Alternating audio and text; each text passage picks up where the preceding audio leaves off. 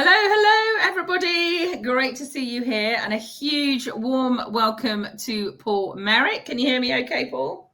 I can hear you perfectly fine. Can you hear me okay? I can. Fantastic. So I am really thrilled to have Paul Merrick here. I met Paul a number of years ago, I suppose through Clubhouse. I think that's where we first came across each other. And what I found with Paul is he definitely thinks differently. And it has been a real eye opener for me. The one thing that he constantly talks about is property business. You know, it is the business of property, but it is still a business. And I think that's where a lot of us have it quite think differently, is we just have property and that's what we think about. And then on top of that, I was really fortunate to pay for some consultancy with Paul over a very big project. And wow, the knowledge that Paul has to such a minutiate detail.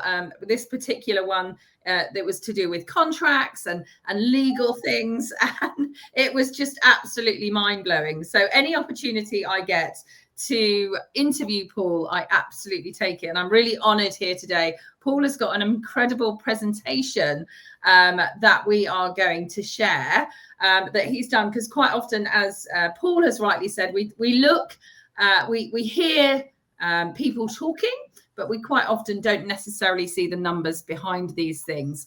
So Paul has very kindly put together a presentation that he is going to share here. So Paul, yes, could you just introduce yourself to anyone who perhaps doesn't know you, and quick intro.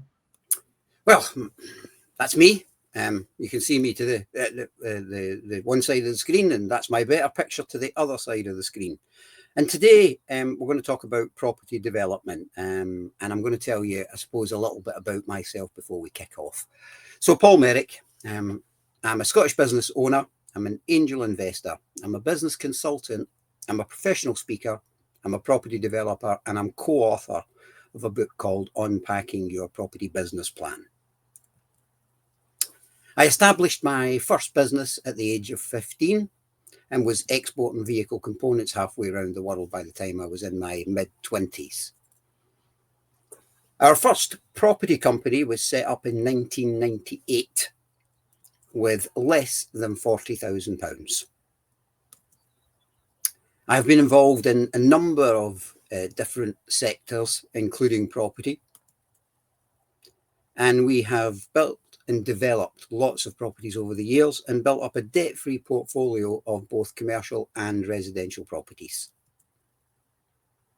Because I enjoy spending my time with people and kind of investing in people, I like to share my experience that I've garnered over kind of 30 years in property and 45 years in the business industry.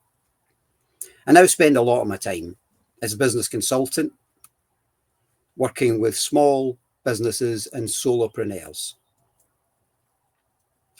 Today's presentation is not to impress you. So it could be easy during today's presentation to think this is the Paul show and this is all about what Paul and his companies are doing. But that's not really the point of today. The point of today really is to impress upon you what can be done in property and what can be done in business if you're willing to think outside of the buy-to-let, the HMO and the serviced accommodation box.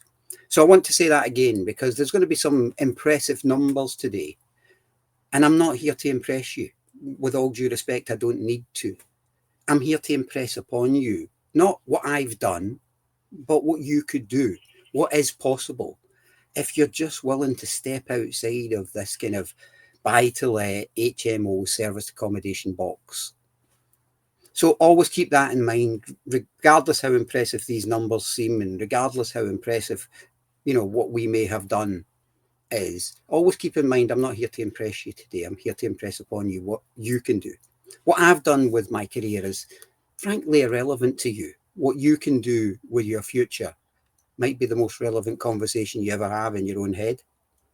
So we're going to lift the lid today on scaling our success in property, not just achieving our success, but scaling our success. And we're also going to talk about some help that we now need along the way to do that. I'm going to share with you today the 4 business models that we used in our business to achieve the type of success that you're going to see. And the only reason I'm showing you the type of success that you're going to see is because to see it is to believe it, to understand that somebody can start with £40,000 and can be really committed to a business, whether that business be property or another property, and the success that that can bring in a reasonable number of years. So I thought what I'd do is show you what the business models we used in our business to achieve this level of success.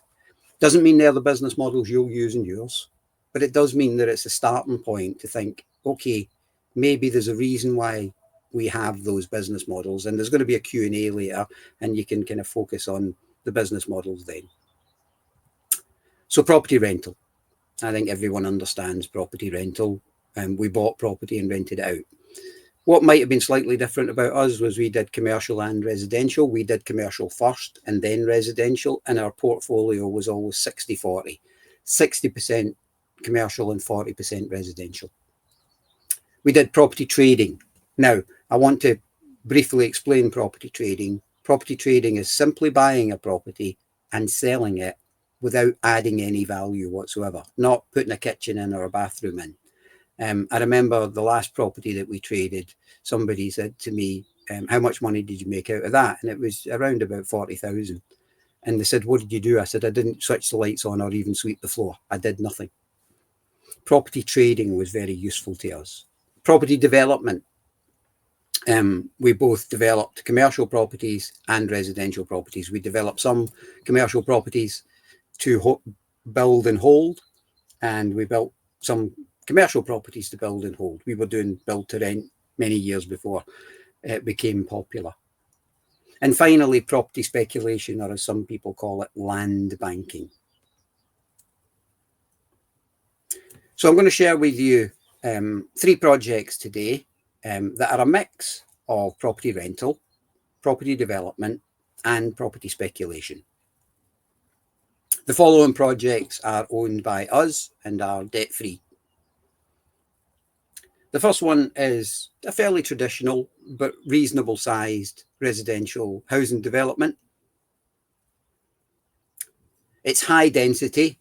We get low density in development and high density. Low density tends to be, detached houses or semi-detached houses. High density tends to be particularly blocks of flats. These blocks of flats will be 5 and 6 stories. 180 units, in other words, 180 flats. Combination of 2 and 3 bedrooms. Just to go through the numbers on this one.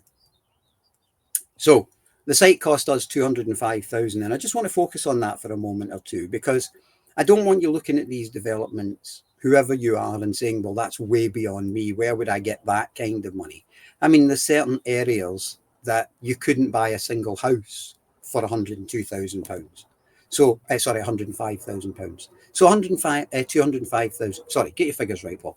There are certain areas where you couldn't buy a single house for £205,000. This was a whole development site for that money. So I think that is achievable for an awful lot of people. I'm not saying everyone, but it is achievable for a lot of people. With the benefit of planning consent, that site will be worth 6.5 million. Built out, the GDV will be around 26 million. And we are likely, when that development's done, to hold on to some of those properties as part of our build to let portfolio.